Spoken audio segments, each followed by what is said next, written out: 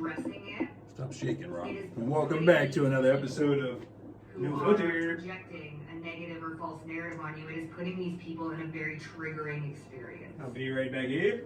I just gotta scratch my ass. People perceive you to be someone who still meets them with the Ace of Cups, with love, with genuine kindness. You really have to scratch his ass? We have projection, Seven of Swords. There's that Seven of Swords and Three of Swords. So God is creating the want to do it. So these are those false projections and false narratives being placed upon you. Be proud of yourself. We also have the Ten of Pentacles. Super proud. Magic projection. This is giving that. Why do you have a bottle of lotion? Illusionary. Hey. This illusionary narrative about the candle magic and the like just false narratives or false projections being placed upon you that you're starting to address. God's really creating the want to do it by really showcasing people's false narratives on you. There's no filter. Like we don't ain't that a bitch. Someone who has a lot of people who misunderstand them. Oh, that's not better. Okay. That's that Seven of Swords. Let me rock with that. 1 second. Also a strategic energy. Okay, God is creating the one to do it. See, we have the Ace of... It's a new rag. We have the Ace of Wands, so this is a creative thing. We also have the Judgment and the Nine of Cups. It's joking, man. I don't use this rag. I use this one to wipe my ass. Oh, that's even worse. Okay, with Judgment is like a spirit. All right, let's get into it. This is going to be a quick download because I was listening to my babe, and she wants... And the read she was doing was basically a general consensus of of their perception of me. And by the way, before I forget, I was looking through my CDs and Chris Bars. Look at that. You remember that? Very proud. Don't send Chris Bars after it, brother. All right. Let him be. Okay. I know the brother. Very talented. I remember we used to go on his shows, me and my boys. And looking at him, and I was like, "Yo, he's gonna make it." That dude, he had me feeling a certain way. I ain't gonna lie, there's no filter, right? I was looking at Chris's bars, I was like, yeah. I thought I was a shit. I thought I was good. And this boy is just singing poetry and rapping and doing it all, playing keyboards and guitars and ass crack hairs. I'm like, how do you make your ass crack hairs an instrument? Because I'm Chris Bizarres. Just joking, he never did that. But basically, I'm saying he's so talented, whatever he touched, he turned into gold. So that was the original King Midas I saw reincarnated in true form. So Chris Bars, I still got your CD. I'm going to see you. You're going to give me an autograph. I'm going to charge like $1 billion down the road because that's how special you are. So go look up Chris Bars. If you don't know, you should know. Whew, that's a quick plug-in. But let's get into it for the people that don't understand who I am. Hopefully I have enough storage to break it down real quick, but this is not a one video explanation. So let's just jump into it, cannonball into it. So if you guys just tuned in, welcome to No Filter, the realest show ever, hands down. We have no censorship here, no sponsorship saying you can't say this. So you gotta think about it. I was thinking about it last night. If any company says, all right, man, we love you, you're talented, we want you so bad, but there's certain things we got to control because, certain groups out here we may offend and yada, yada. They're going to hit you with some rhetoric, which means language that sounds so good. And the way they present it, it makes you feel a certain way like, yeah, I don't want to offend anybody, right? It's just the way they phrase shit. It's witchcraft 101 in its finest. So you sit there, you read everything. You have your lawyer look over all the contracts, yada, yada. If you know, you know. And then you sign the contract, right? So they scouted you out because you were you, right? Then you got your deals and all that, yada, yada. Then you and your lawyer and your family settled and said, I'll take this deal. The most, like if you watched the movie Air Jordan, I think, or Nike, same thing Jordan's parents did when all the offers started coming in. His mom was ingenious. She was like, shit, you want my son's likeness to be on a shoe? Then you're going to pay us royalties and every shoe comes out and yada yada. They made a customized deal to make sure Jordan's talent and his true essence would always be remembered and not taken advantage of. That's basically where I'm getting at. So when you sign that contract and you and your lawyer and your family agree on it, I'm speaking fast just in case Storage and Agent Smith, you know that game. You're basically, after they said you can't say such and such and yada yada, if you sign that contract, you're basically not being your 100% authentic self. You're selling your soul to some degree. You're like, all right, man, what got me here got their attention, but now they want me to be representing their brand, but I can't be all the way me. Does that sound right? Some people say, oh, it's the situations. This is the biggest thing ever. I need this for my family. I'm not knocking that, but you got to analyze what you're doing. They smell the desperation from a mile away. They know what they're doing with all these videos and commercials and all of this flashing lights and the shiny things, like Warren Buffett and Jay-Z said. Everyone's chasing the shiny objects, I believe. And that's what they know what they're doing. They'll dangle the diamond or carrot in front of you and you'll be chasing it. But it's just enough out of your reach where they'll build you up to the point where they'll know what your price is. All right, let's get to the point of tonight's or today's download. Side note, we'll get back to that another time. But you got to think about it now. Just think about it. Don't be a surface observer level thinker. Just think outside the box if you can. Don't be distracted as much.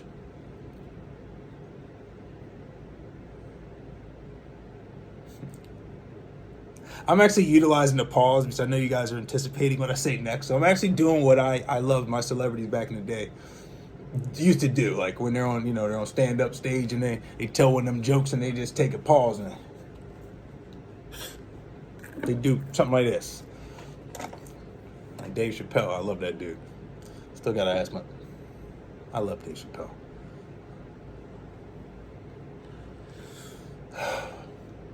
Yeah, so Dave Chappelle be on stage, and he'll light up a cigarette and just chill. And people would just be watching him do every action. If he just whipped out his dick and beat off and ate a bowl of cereal, like that one joke, he put his leg up. That shit was lunch. It was a Netflix special. His Netflix special ruffled so many feathers, but yeah, it needed to be said. I lost half of my fan base. You rock with Dave Chappelle? I'm part of that community. Did it? And then fuck you then. You weren't meant for a no filter anyway. Shit, I'm here to talk to you about my truth. You don't like my truth, then just scroll up the timelines. I ain't gonna lose any sleep all that shit. I ain't gonna lose a wink of sleep off that shit. So they'll get on stage and do what they do, and people just waiting. So I'm taking advantage of that. So just jump into it. So we'll get back to that topic about when you sign a contract, but they ask you to refrain from certain things. Then you're not being authentic as you were that got you to the current position you were at. So think about that before they try to okie-doke you. Don't let them okie-doke you, I meant. All right, so to understand what Alonzo is, when I was born in the 80s, 81,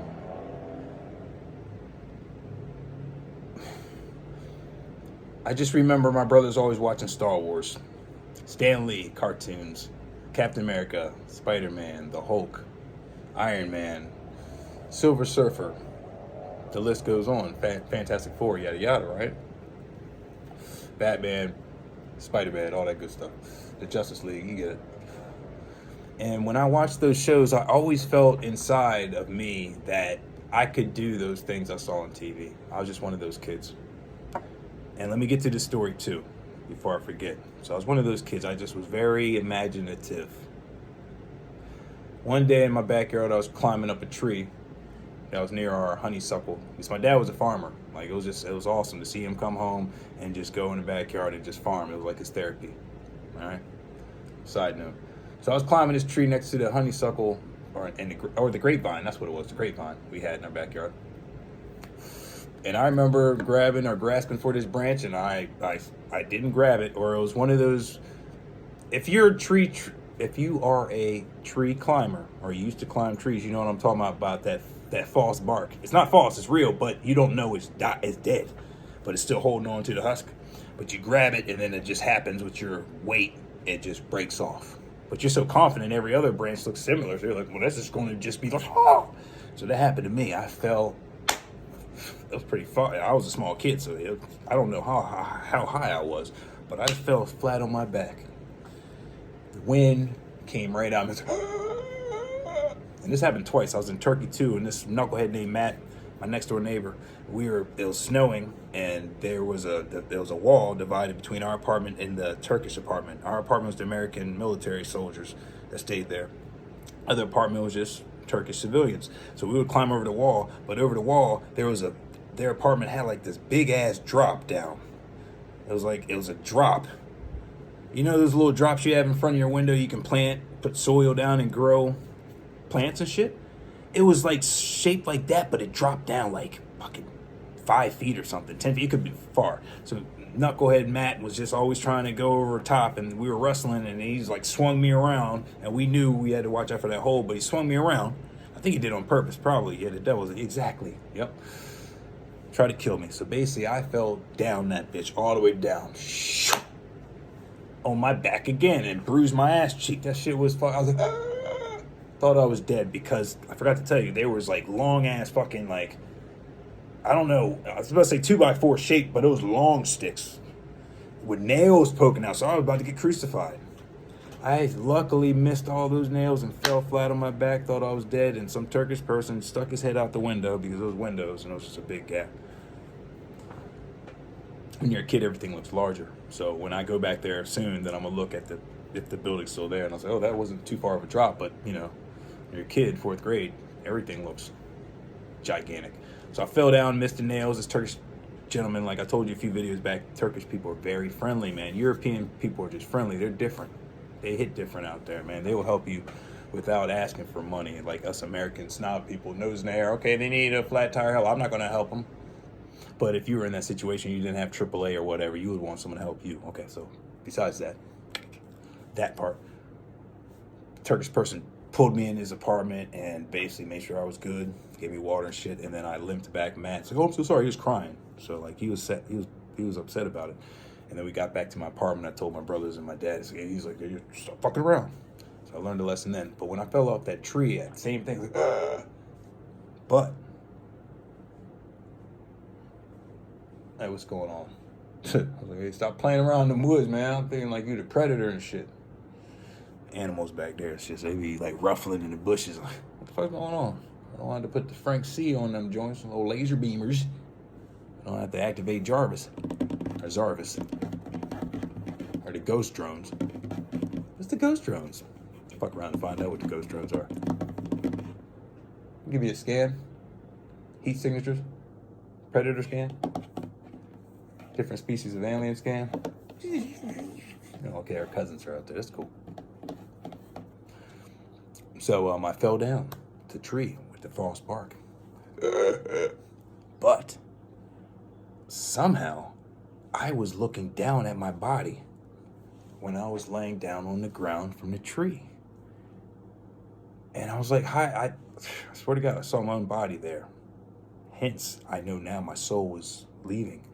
Something told me to swim down back into my own body. I swear to God, I was like, and then next moment I know, I'm open my eyes and I'm staring back up at the clouds and the sun and the tree branch I fell out, and the tree I fell down, and then birds are chirping. I never told anybody that. I had an outer body experience, and I saw myself on the ground, and then something told me to swim back into my body, and I did. So hopefully that gives you a little understanding of myself too. So I was special. I was like a crystal blue baby, whatever. I'm not a scholar with all these names and stuff. As I told you, I don't know shit. I'm a student of life. I don't know shit until God tells me.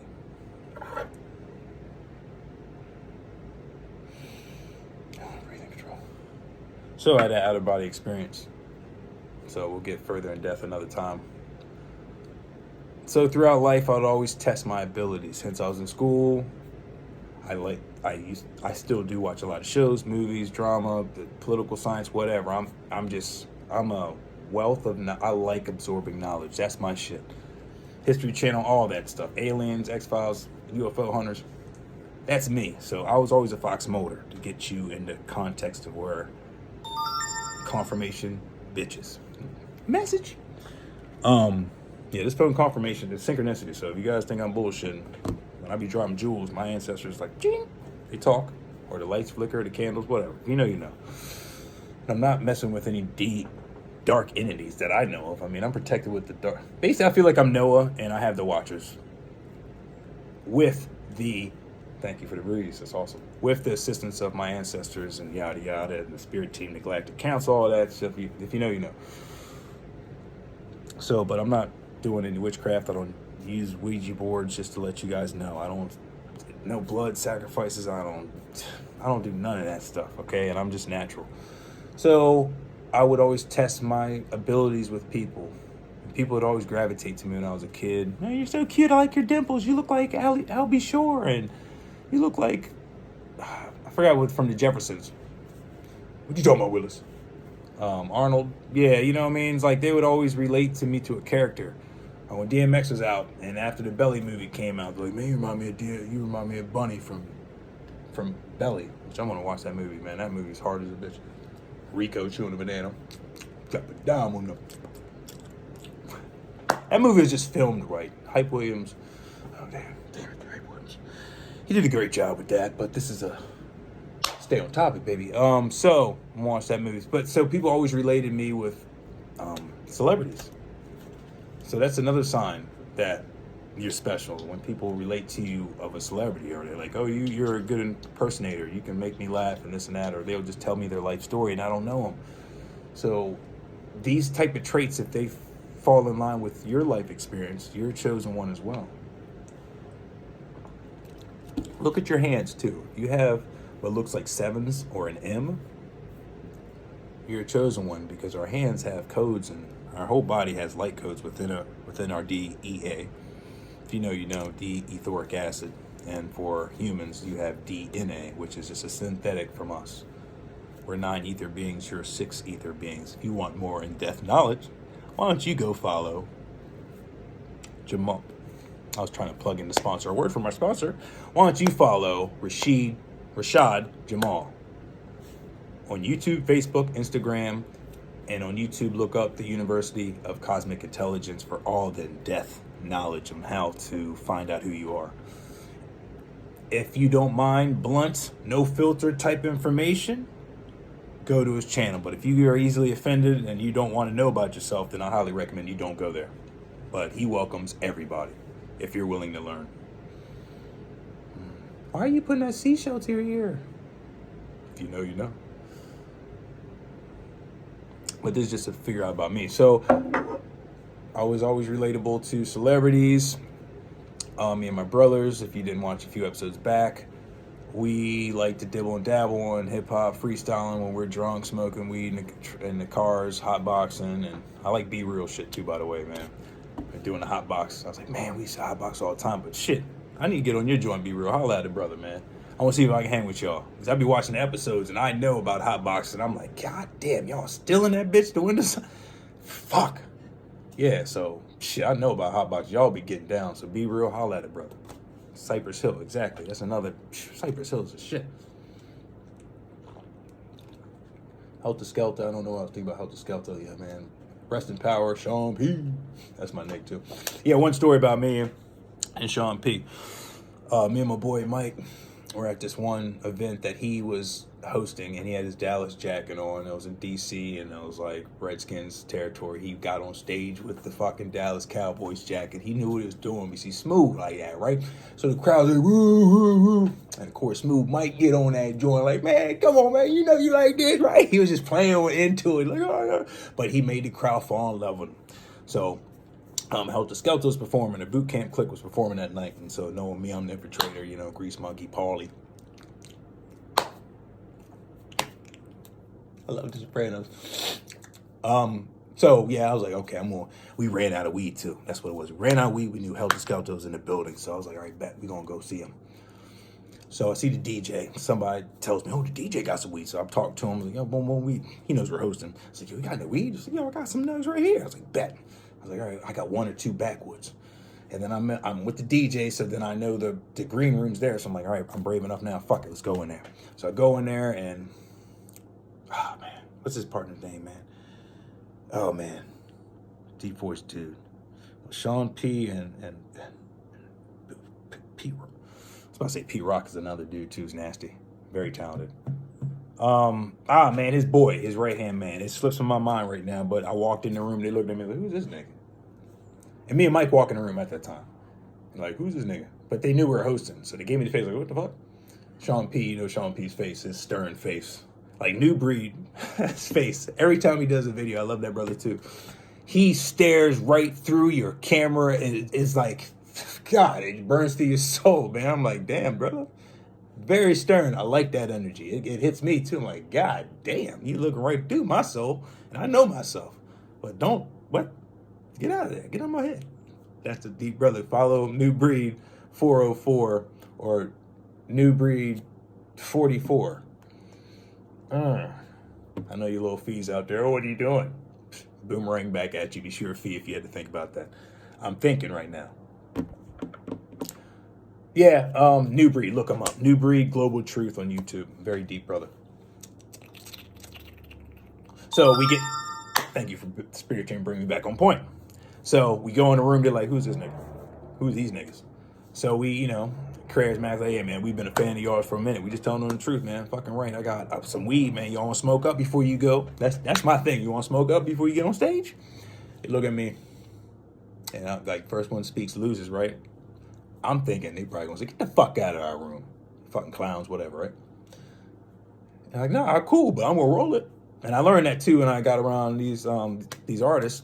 They're like, I'm going to roll it. And I didn't know why. I was like, why? I'm like, but you better roll that weed. You don't know what people putting in that shit, right? Like, you better cook your own food. That's what I'm doing. I'm going to either or. I know what So they're like, I'm going to roll. I was like, bet. And all of a sudden, we smoking, and then I put my arm around Sean P. And I was like, man, come on, man. Break a smile. I know you want to smile. You ain't always Rambo facing this bitch. I said that to him, and I'm thinking, he's about to fucking break my neck. So everybody in the room's looking like, this dude's brave, putting his arm around fucking Sean P. Sean P looks at me with that stern face. And I'm looking at him like, he's about the ultimate warrior. So I was like, all right, I'm taking it. Fuck it. I was brave enough to do it. I inspired. I love this artist. He's inspiring. He looked at me. I was so proud. Oh, shit. Everybody in the room was like, everybody had their brother. We didn't know. Like, we messing with this is a master gorilla. I had to jump up on him to put my arm around him. So I was like dangling. I wasn't even on the ground. You know what I'm saying? I was like, you better fucking smile, brother. He liked the pictures I paint. He was like, all right, brother. I gave him dabs. He gave me dabs, and his partner shit started laughing with his deep voice and shit. I think he has a podcast too. P-Rock something. Why the fuck P-Rock something, man? It's like I'm thinking about from G.I. Joe, Roadblock. You know what I'm saying? You guys, Helter Skelter fans, you know what it is. And shout out to Sean P's wife, man, still killing it, and his boy Ella G and shit. Boy, Ella G, I'm gonna listen to this on that joint when I get off this joint. Fucking right. So he starts laughing, and then the tension in the room just drops. He's like, okay, he ain't gonna ultimate warrior this dude. All right, bet. So he just started blazing and shit. That was another story. So like, I'm testing my gifts, and they always worked until I went to approach Nas on the the Merriweather joint. Rock the Bells. I thought I was good. I was seeing everybody else. De La Soul and Mos Def and all them cats.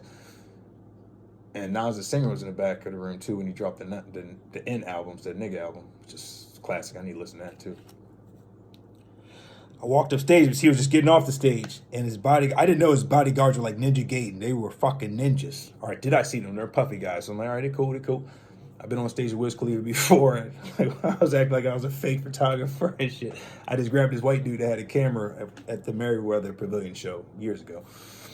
And shout out to Will, because me and Will were doing business back in the day in Chevy Woods. Shout out to all y'all doing the damn thing.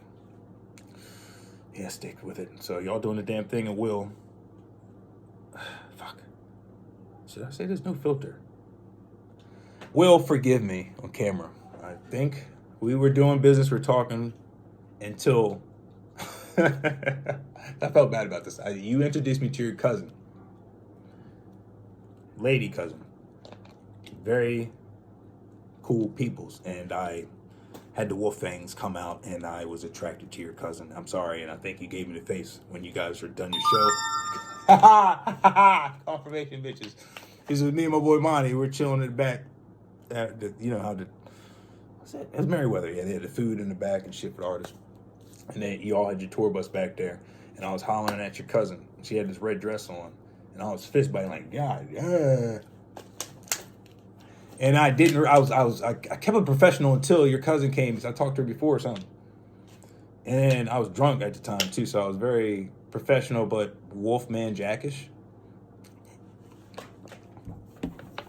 A whole demon in the house. Yeah, Brittany, a whole demon in the house. Cosmic wifey. I love that girl, by the way, man. Her innocent voice, but if you fuck around and find out, she will she will show you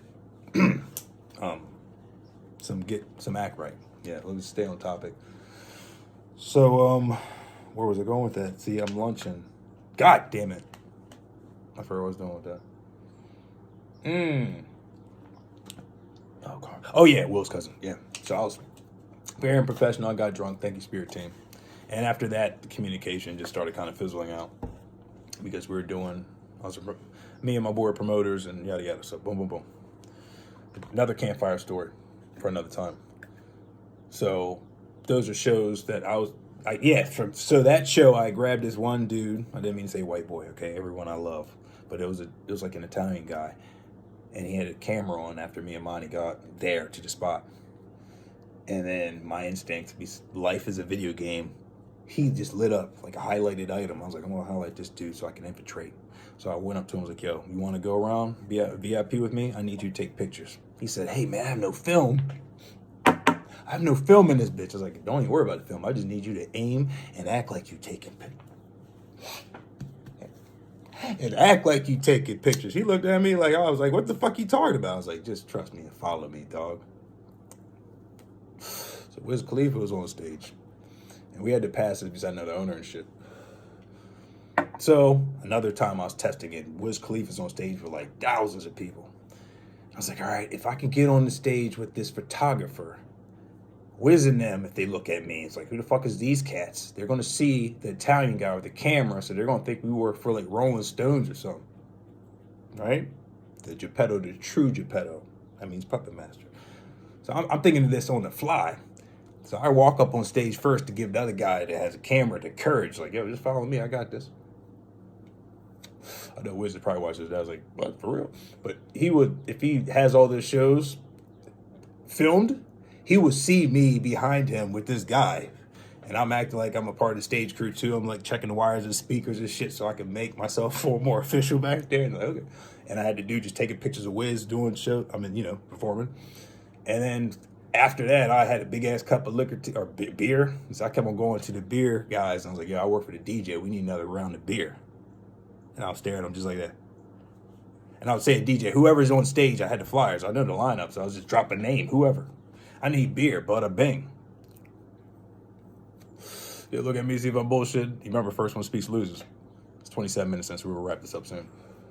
This is how you can understand me. I'm just testing my abilities. So if you feel special in life too, just test your abilities out, man. But you gotta know the consequences. You can get thrown in jail. You can do a lot of shit. If you believe in your imagination that's strong, anything's possible. You can manifest something right in front of your face because the universe has to conspire for your success. And I borrowed that from Red Pill. He told me when I was in the car doing coke all the times I was hitting him, I was like, hey man, I'm going through some shit. He's like, man, just join my course and I'll teach you about AI and shit.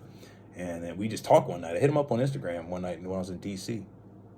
And I needed someone to talk to, and I'm always seeing him. And my boy Kenny Mines told me about Red Pill and Blue Pill. You need to check them out, Zoe. But you're on the same shit they're on, but you need to be more in tuned. You're not a scholar by far. You sound like Kanye West out here ranting, which is not a bad thing. If you're not a scholar, you just speak in your truth, right?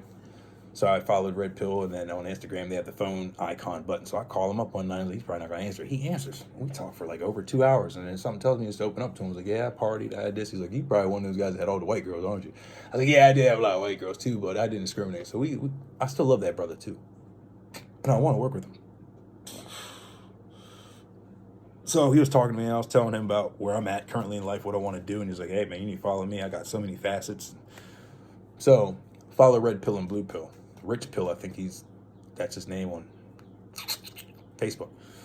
Because they banned his other channel for some bullshit, some little janky, smoofy reasons. I borrowed smoofy from Rashad Jamal. I like that word, smoofy. That's just luncheon. House Negroes and shit is luncheon. No offense. Everyone has to go through their stage of awakening. No one's just going to throw themselves on a band that I'm with you. I had a family.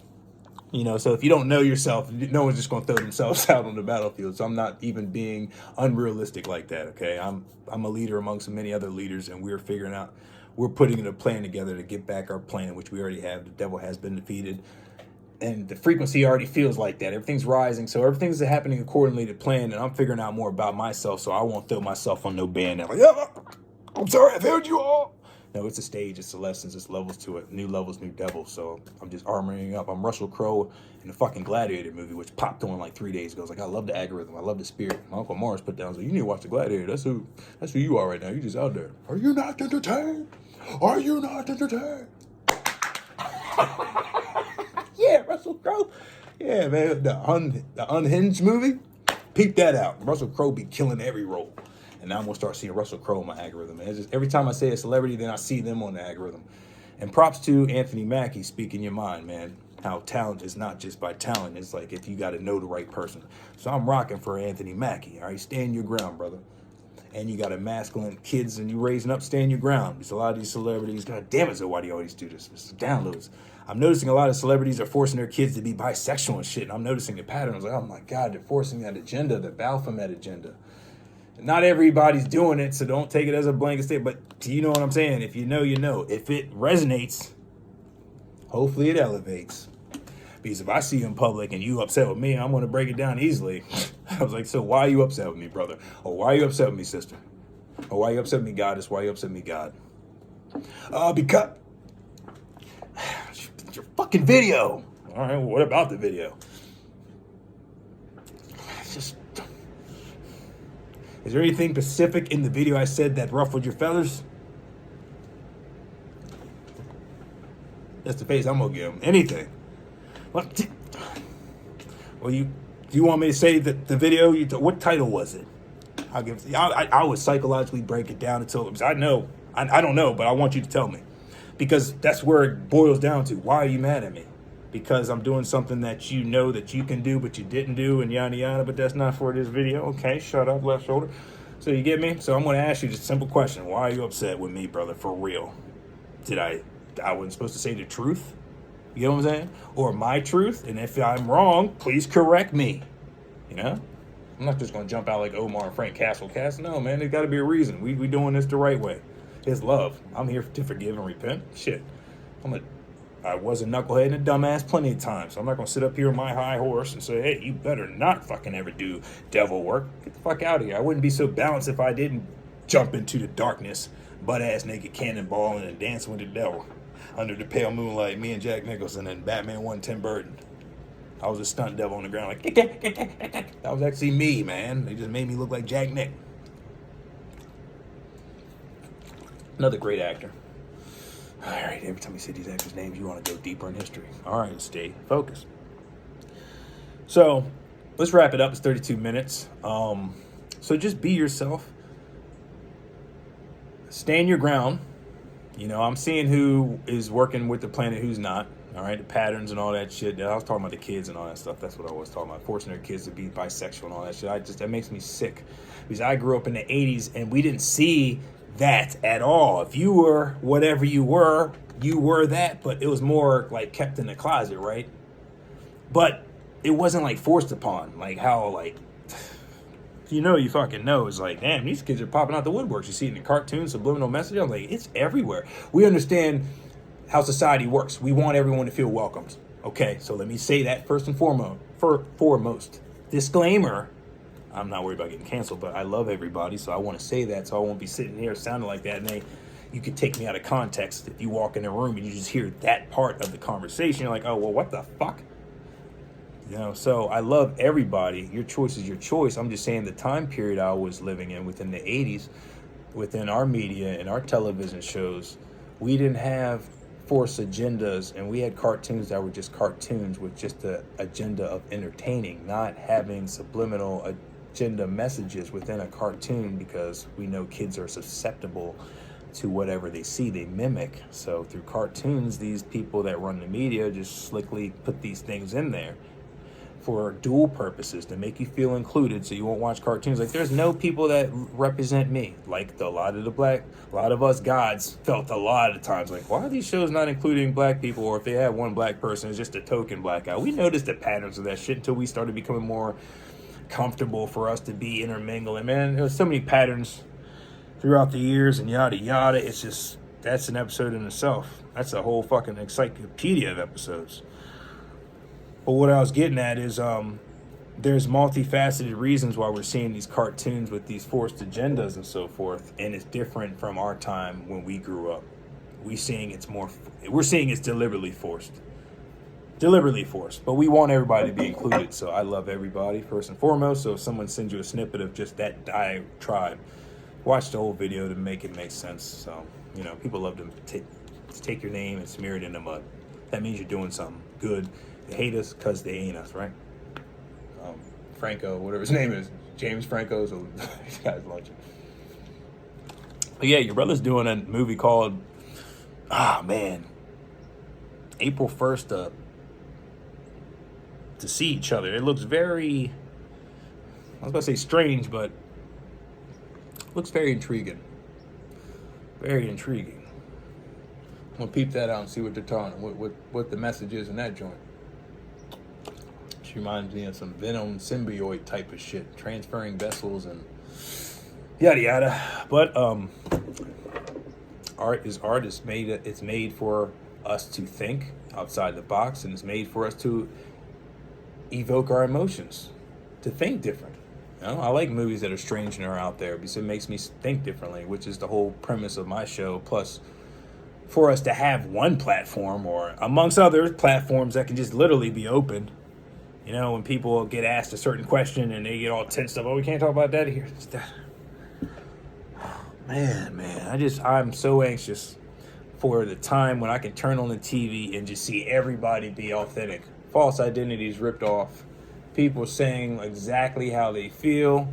If they ruffle feathers, they ruffle feathers. If they don't, they don't. I'm looking forward to that day. I hope I see that day with you guys. Not sound like Martin Luther King, but I got a lot of adventures to do, and I may not see that period because I may be somewhere else. So if that happens, enjoy it. Enjoy the fuck out of that joint. And this is for my kids too. So I'm gonna have a whole archive of videos and shit that they're not going to Nikola Tesla away from me at all. They're not gonna come in my joint that has 87 or whatever crates, and after some men in black come in my room after I pass away or transition, then there's only there's 13 crates missing out of the 84 or whatever the case I said earlier, 87. Well, none of that's happening. So that's already protected by God and a legion of angels and spirit team. But yeah, it's going to pass along to my kids. So I'm thinking not for now. This is for generations and generations. You see me in my roughest spot, back broken, crawled out the vein pit, hovered over that joint with just enough energy to force myself to the ground. And then a fucking random civilian sees me in need, gives me water, brings me back to health, does the proper training that I learned from Ra's al Ghul to make it a formula to be able to present to you guys in a way that you can see the dark side of me and you can see the light side of me. But I've been traumatized so much I can no longer hold this all inside. Otherwise, I'm going to not be a service. I'm going to be a disservice because I'm just holding it in, self-therapy, not sharing it with the world. So you won't know something that can possibly appear in your life. Off of my story and testimony, you can say, hey, this person has a unique story, but this is a scenario that is very possible to happen within my timeline here. So I'm going to take what he said to me or she said to you and really take that in consideration. It's like a deterrent. A deterrent means it's a warning. It's like, be careful, beware.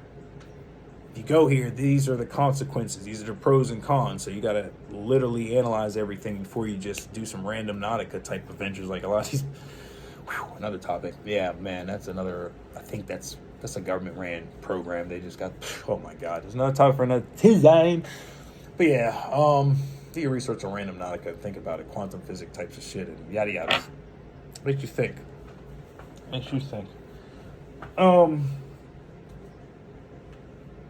So yeah, we're going to have information for the future collective so they can always go back for archival purposes so they can learn the stages of how I came out, how I am to be, and if it's anything similar in my life to your life, then we were meant to be. And it's great to meet again. Right? I think I said that right. Isn't it nice to meet again? Something like that. Bastet. I love you. Man.